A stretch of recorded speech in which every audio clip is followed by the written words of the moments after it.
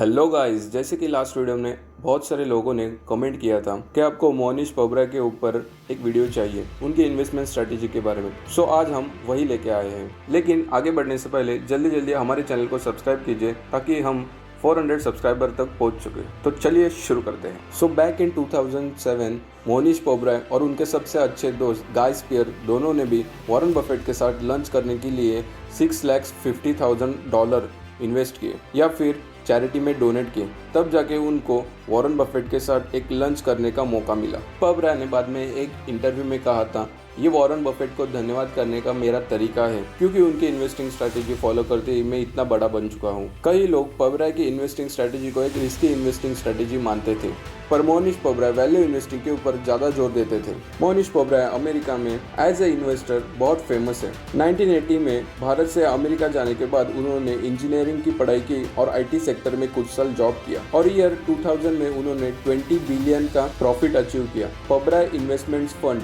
जो कि उनकी खुद की कंपनी थी, जो चलाने में पोबरा एकदम एक्सपर्ट थे क्योंकि उनको इन्वेस्टिंग में ही पहले से इंटरेस्ट था। आज के डेट में उनकी इन्वेस्टिंग फर्म $575 मिलियन की वर्थ रखती है और जिसे धंधो फंड्स नाम से जाना जाता है। उन्होंने द धंधो इन्वेस्टर करके एक बुक भी पब्लिश की है जिसमें उन्होंने अपनी स्ट्रेटेजी एक्सप्लेन की है। जब मोनिश ने बर्कशायर हैथवे, जो कि वॉरेन बफेट की एक कंपनी है, उनके एनुअल लेटर्स रीड किए और वॉरेन के स्ट्रेटेजी के साथ साथ उन्होंने वैल्यू प्लस क्वांटिटी को जोड़ते हुए अपनी स्ट्रेटेजी बनाई। बुक धंधो इन्वेस्टर में पोबरा बताते हैं उनकी स्ट्रेटेजी का सिर्फ एक ही रूल है, heads I win, tails I don't lose much. इसका मतलब सेफ्टी को ध्यान में रखते हुए उन्होंने ये रूल बनाया है। मोनिश पोबरा की ये investing strategy old school value में जानी जाती है, जो कि कोई भी कॉमन मैन फॉलो करके एक अच्छे खासी इन्वेस्टिंग प्रॉफिट बना सकता है। और अगर आप जानना चाहते हैं मोनिश कौन से रूल्स फॉलो करते हैं तो आने वाले कुछ ही मिनटों में आप सब ये रूल्स जानने वाले हैं। तो चलिए शुरू करते हैं। रूल नंबर 1,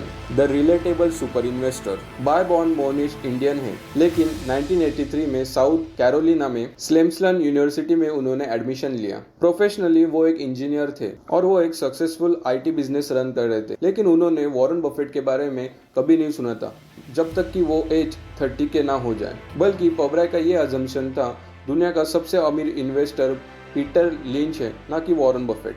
पोबरा एक इमिग्रेंट है तो उनके पास कोई भी इन्वेस्टिंग स्ट्रेटेजी नहीं थी, इन्वेस्टिंग के लिए ट्रेनिंग भी नहीं थी।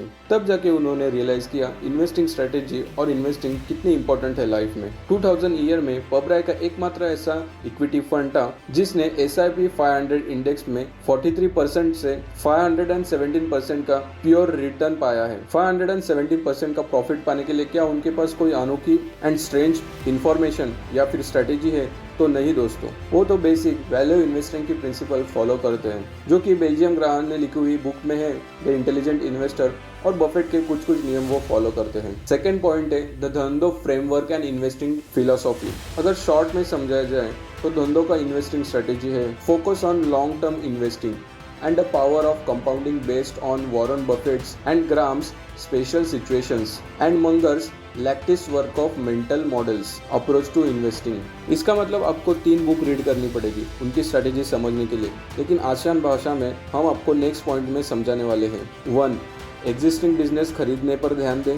सेकंड, आपको आसान से आसान बिजनेस, जो बिजनेस मॉडल आपको समझ में है, ऐसे इंडस्ट्री में इन्वेस्ट करना चाहिए जो कि स्लो रेट में प्रॉफिट देती हो। Third, buy distress business in distress industries.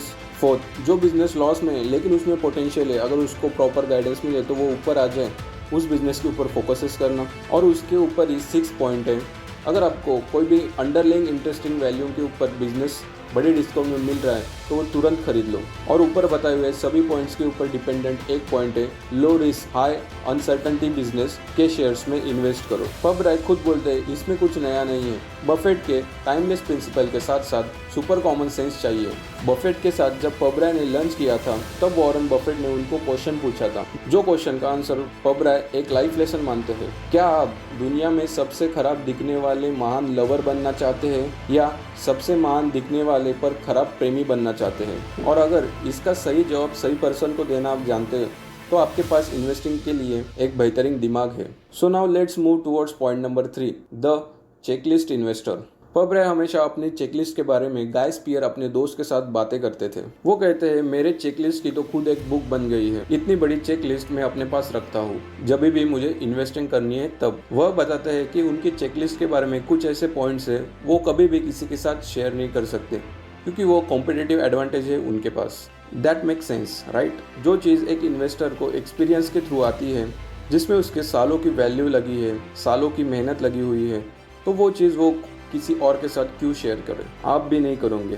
तो चलो आपको एक हिंट देते हैं। वॉरेन बफेट ने जो जो गलती की है लाइफ में, उनकी गलती पब रॉय ना फिर से अपने लाइफ में करे, इसलिए उन्होंने चेकलिस्ट बनाई है। और उनके चेकलिस्ट में 97 क्वेश्चंस हैं और वो क्वेश्चन को गो थ्रू करने में उनको 20 मिनट्स लगते हैं सिर्फ। और इस इंपॉर्टेंट 20 मिनट्स में वो डिसाइड करते हैं मैं इस कंपनी में इन्वेस्ट करूं या ना करूं। आगे जाके पब रॉय बोलते हैं वॉरेन बफेट ने जो भी मिस्टेक्स किए हैं वो 5 ग्रुप में हम लोग डिफाइन कर सकते हैं। पहला वैल्यूएशन, दूसरा लेवरेज, तीसरा management and ownership, fourth modes and 5 personal bias. और वो ये भी बोलते हैं अगर आप चेकलिस्ट फॉलो नहीं करते और इन 5 पॉइंट्स पे ध्यान देते हो तभी आप अच्छा इन्वेस्टर बन सकते हो।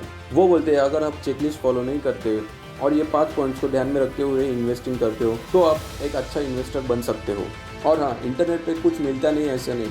मुझे बहुत ढूंढने के बाद गूगल पे उनकी चेकलिस्ट मिली है। सो अगर आप चाहते हैं उनकी चेकलिस्ट मैं आपके साथ शेयर करूं तो मैं उसके ऊपर एक स्मॉल वीडियो बनाऊंगा, लेकिन उसके लिए आपको नीचे कमेंट बॉक्स में चेकलिस्ट करके वर्ड टाइप करना होगा। तो मैं इसके ऊपर ज़रूर एक वीडियो बनाऊंगा, आई प्रॉमिस यू। और लास्ट पॉइंट पे आते हैं मोनिश पब रॉय की होल्डिंग्स। लेटेस्ट गवर्नमेंट के कैलकुलेशन के हिसाब से मोनिश पब रॉय सार्वजनिक रूप से 1327 करोड़ के सिर्फ 4 स्टॉक रखते हैं और उनकी बची हुई जो भी होल्डिंग्स है उसकी फ़ोटो मैं आपको स्क्रीन पे दिखा रहा हूँ। रिसेंटली ईयर 2020 के बाद मोनिश पब रॉय ने ओल्ड वैल्यू इन्वेस्टिंग को छोड़ के नया अप्रोच अपनाया है जिसे वो कहते हैं ग्रोथ इन्वेस्टिंग स्ट्रेटेजी। तो वीडियो अच्छा लगा हो तो अपने दोस्तों के साथ ज़रूर शेयर कीजिए। और अगर आपको चेकलिस्ट के बारे में एक वीडियो चाहिए तो कमेंट बॉक्स में चेकलिस्ट वर्ड लिखना ना भूलिए। जय हिंद, जय महाराष्ट्र।